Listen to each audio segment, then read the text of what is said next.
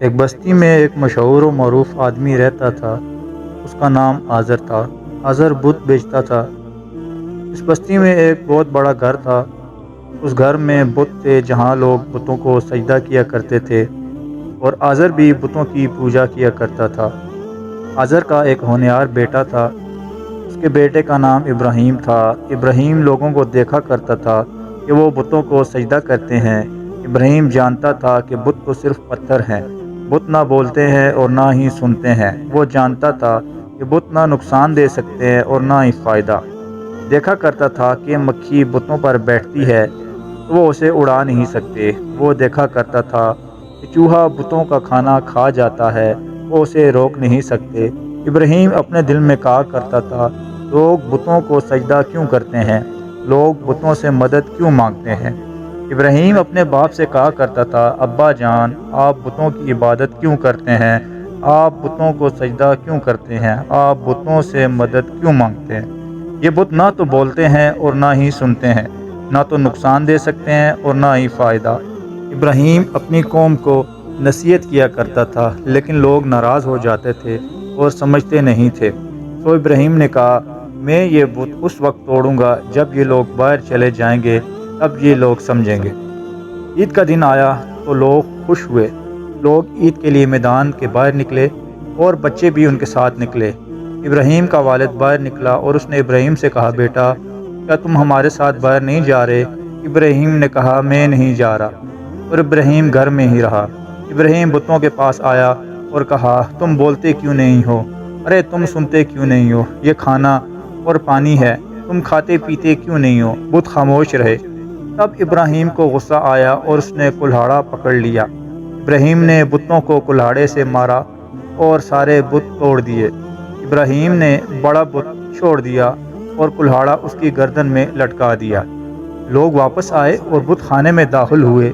لوگوں نے ارادہ کیا کہ وہ بتوں کو سجدہ کریں، اس لیے کہ آج عید کا دن ہے، لیکن لوگ بت خانے کا منظر دیکھ کر حیران ہوئے اور دہشت زدہ ہو گئے۔ لوگوں نے افسوس کا اظہار کیا اور غضبناک ہوئے۔ انہوں نے کہا، ہمارے خداؤں کے ساتھ یہ کس نے ہاتھ کر دیا؟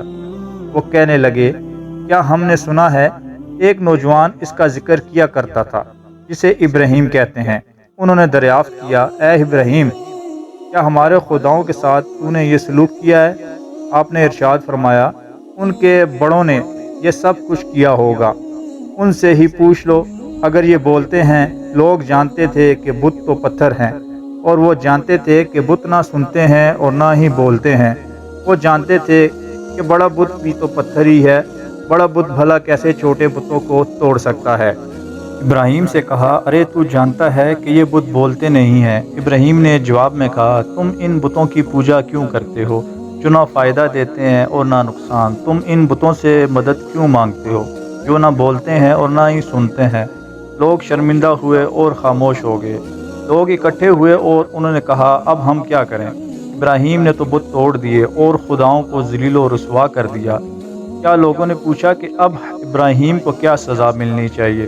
سب کا یہ جواب تھا، اسے آگ میں جلا ڈالو اور اپنے خداؤں کی مدد کرو۔ اور وہ ایسے ہی ہوا۔ انہوں نے آگ جلائی اور اس میں ابراہیم کو پھینک دیا، لیکن اللہ نے ابراہیم کی مدد کی اور آگ کو حکم دیا، اے آگ، ابراہیم پر ٹھنڈی اور سلامتی والی ہو جا۔ اور ایسے ہی ہوا، آگ ابراہیم پر ٹھنڈی اور سلامتی والی ہو گئی۔ لوگوں نے دیکھا کہ آگ ابراہیم کا کچھ نہیں بگاڑ سکی اور ابراہیم ٹھیک ٹھاک۔ لوگ یہ دیکھ کر حیران و پریشان رہ گئے۔ اللہ سب جہانوں کا رب ہے۔ اللہ نے ابراہیم علیہ السلام کی رہنمائی کی اور اسے نبی اور خلیل بنا دیا۔ اللہ نے ابراہیم علیہ السلام کو حکم دیا کہ اب وہ اپنی قوم کو دعوت دے اور انہیں بتوں کی عبادت سے روکے۔ ابراہیم علیہ السلام نے اپنی قوم کو اللہ کی طرف دعوت دی اور انہیں بتوں کی عبادت سے روکا۔ لوگوں نے کہا، ہم نے اپنے باپ دادوں کو ایسے ہی عمل کرتے ہوئے پایا۔ ابراہیم علیہ السلام نے ارشاد فرمایا، سنو، میں بتوں کی عبادت نہیں کروں گا، بلکہ میں ان بتوں کا دشمن ہوں۔ میں تو سب جہانوں کے رب کی عبادت کروں گا جس نے مجھے پیدا کیا۔ وہی میری رہنمائی کرتا ہے اور وہی مجھے کھلاتا ہے اور پلاتا ہے۔ اس شہر کا بادشاہ بہت ظالم تھا۔ لوگ بادشاہ کو سجدہ کیا کرتے تھے۔ بادشاہ نے جب سنا کہ ابراہیم اللہ کو سجدہ کرتا ہے اور کسی کو سجدہ نہیں کرتا تو بادشاہ ناراض ہو گیا۔ اس نے ابراہیم علیہ السلام کو طلب کیا ابراہیم علیہ السلام تشریف لائے۔ بادشاہ نے کہا ابراہیم تیرا رب کون ہے؟ ابراہیم علیہ السلام نے ارشاد فرمایا میرا رب اللہ ہے۔ بادشاہ نے کہا اللہ کون ہے اے ابراہیم؟ ابراہیم علیہ السلام نے فرمایا جو زندگی دیتا ہے اور مارتا ہے۔ بادشاہ نے کہا میں بھی زندگی دیتا ہوں اور مارتا ہوں۔ یہی کہتے ہوئے بادشاہ نے ایک آدمی کو بلایا اور اسے قتل کر دیا۔ اس نے ایک دوسرے آدمی کو بلایا تو اسے چھوڑ دیا، اسے بخش دیا۔